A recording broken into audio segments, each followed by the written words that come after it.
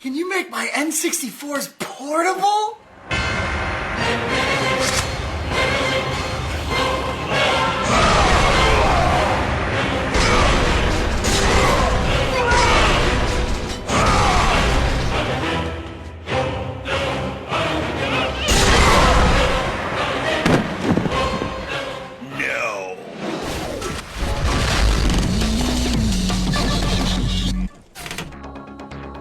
Hey everybody, welcome back to Gamehead. This week we're inside the laboratory of Ben Heckendorn, who's creating kind of cool portables based on classic and current video game systems. You've probably heard of the Xbox 360 Elite. This is not that. It's the Xbox 360 Portable, one of a kind, created by you. Yeah, there's another one, but it's not the same color. So yeah, this is completely different. How did you even come up with the idea of doing this? It's such a complicated piece of technology to make it into a laptop. Well, I don't think it's that complicated. Okay. Wow. I mean, it's like, how many hours does it take to build something like this? Oh, probably about, I don't sit there with an egg timer or anything, but I don't know, about 40. It's got the wireless controller. I mean, this literally just works right out of the box, we hope, right? So I'll try and power it on just like the 360. The fans start up, right? Yeah, and like it's got... Is it going to work here, Ben? I don't know. It's got one of the PSP features, actually. It's covered with fingerprints. Okay.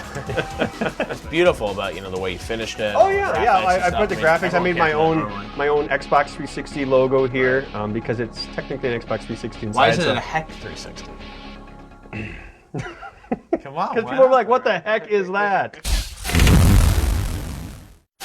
If you need any proof that Nintendo's not just for kids anymore, check out Mortal Kombat Armageddon for the Wii. A simple flick of the wrist is all that's needed to tear out an enemy's spine. The core game is basically Armageddon for the PS2. There are more than 60 playable characters, including the skinless fleshy meat and the stun gun wielding striker. You can battle head to head, create a fighter, or even take Johnny Cage's hot rod for a go-kart race. But here's the big question. Does the gesture control scheme really work?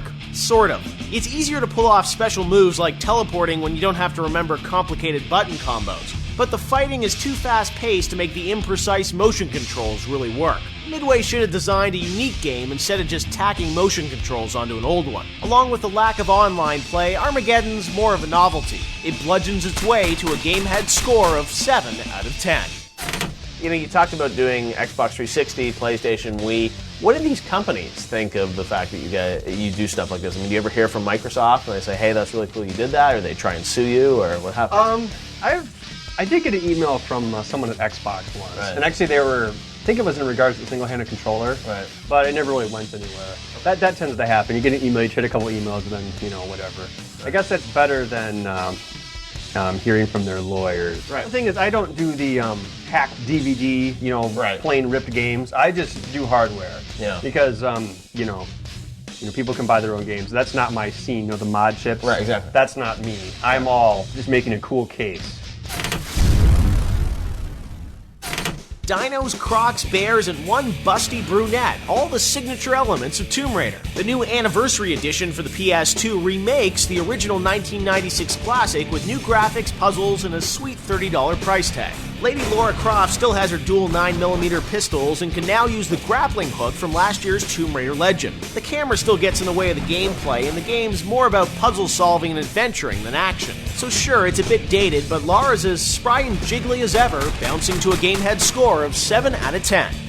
Coming up next on Gamehead, Ben puts a price tag on all his hard work.